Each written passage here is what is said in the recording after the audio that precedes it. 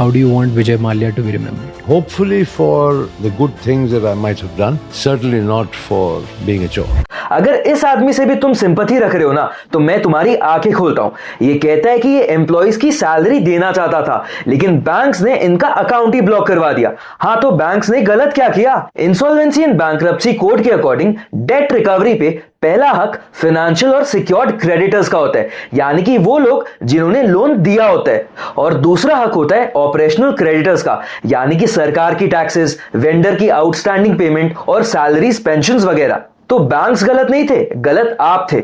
इतना ही अगर इंटेंशन था उन एम्प्लॉइज की सैलरी देने का, तो उनका पर्सनल अकाउंट नंबर नहीं था क्या आपके पास? और सुनो, ये कह रहे कि मुझे भगोड़ा क्यों घोषित कर रहे हैं, मैं तो वापस आना चाहता था बट मेरा पासपोर्ट ही रिवोक कर दिया गया था। तो भाई, पासपोर्ट रिवोक होने से पहले सस्पेंड भी हुआ होगा ना, तो क्या आपने उस सस्पेंशन के खिलाफ कोई अपील फाइल करा? नहीं ना, क्योंकि आप इंडिया वापस आना ही नहीं चाहते थे। आपको पता था कि अब खेल खत्म और पैसा हजम, इस देश में अब कुछ नहीं रखा, तो चुपचाप इंग्लैंड भाग जाओ, वहां की महारानी और पीएम को पैसे दो और जिंदगी के मजे लो। और एक सुनो, ये कह रहे कि मैंने तो बैंक्स को सेटलमेंट ऑफर करी थी, लेकिन बैंक्स ही नहीं माने। अरे भाई, क्यों मानेंगे? सेटलमेंट का बेसिक प्रिंसिपल क्या होता है कि आप और मैं म्यूचुअली एग्री करें उन टर्म्स पे। आपने जो भी अमाउंट, जो भी टर्म्स ऑफर किए होंगे, वो उन्हें पसंद नहीं थे, तो इसमें गलत क्या है? और भाई, आप जो ये रोना रो रहे हो कि मैंने 6,000 करोड़ का लोन लेकर 14,000 करोड़ वापस कर दिया, तो भाई कोई एहसान कर दिया क्या?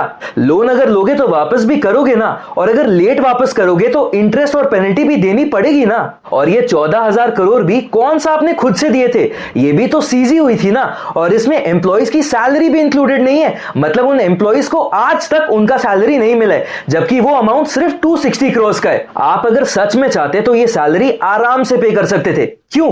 क्योंकि आपके पास स्कॉटलैंड में कासिल, मोरक्को में पूरा desert, London, Dubai, South Africa, New York और पता नहीं कहां कहां पे आपके घर है। लेकिन नहीं, आपको आपकी लाइफस्टाइल में 1% का भी फर्क नहीं चाहिए, लेकिन हां, विक्टिम कार्ड जरूर प्ले करना है। 9 साल बाद इस आदमी ने इतनी स्मार्टली आप सबको मैनिपुलेट करने की कोशिश की है ना, और सच में अगर आप मैनिपुलेट हो गए हो तो सच बताऊं, बुरा मत मानना, बट आप डिजर्व करते हो ऐसे लोगों से बेवकूफ बनना।